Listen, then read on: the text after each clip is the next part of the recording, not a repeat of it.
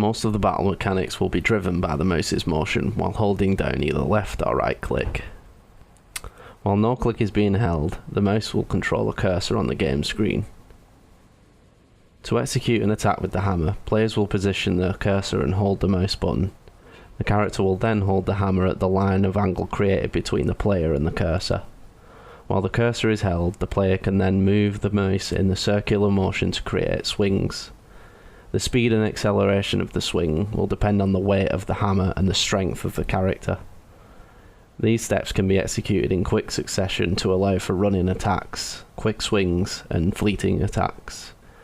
While in swinging mode, the character will be controllable with the keyboard for a short time, in which they will decelerate and eventually stop.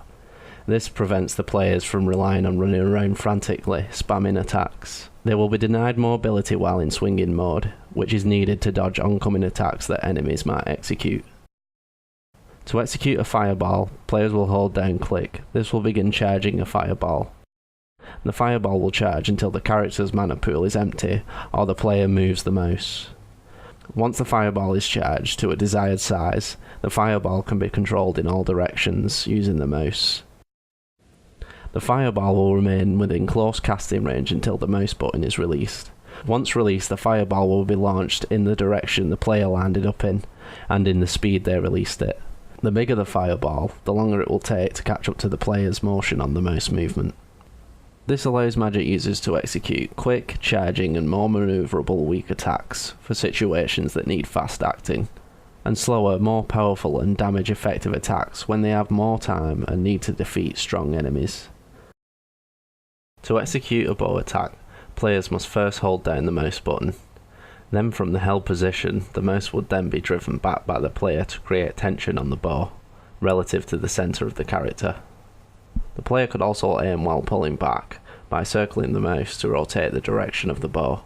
While the bow is pulled tight, the aiming would be more refined and smooth. While pulling loosely, the aiming would be faster. Perhaps there should be a line coming from behind the player to indicate the strength and angle of shot more clearly. Sword attacks would be similar to hammer attacks, but they would have a small range and angle of swing, about 180 degrees, depending on the character's direction prior to the swing. The advantage of this weapon is that it only takes up one weapon slot. While the game does use an 8-directional keyboard input, we would like the movement of the characters to have acceleration, max speed and deceleration. If the player is running right, for example, they can transition to up or down without losing their speed. However, the force of their previous direction will push them a little to the right. However, if a player makes a sudden direction change, such as from up to down, or from right to left, they will force their character to break speed, and also have to counteract the force of their previous direction.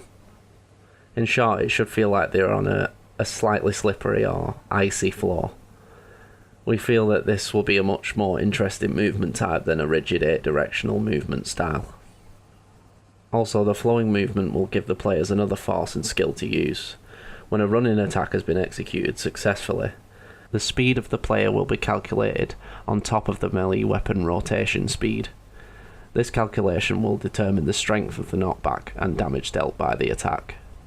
All characters in the game would have 2 weapon slots, one for each hand. Holding left click would activate the weapon in the left slot, and holding right click would activate the weapon in the right slot.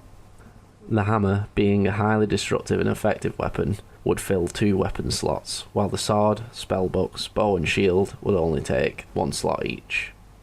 The staff would use the same mechanics as the sword. Its physical attacks would be weaker, but it would have stat gains to magical ability, e.g. extra mana regen.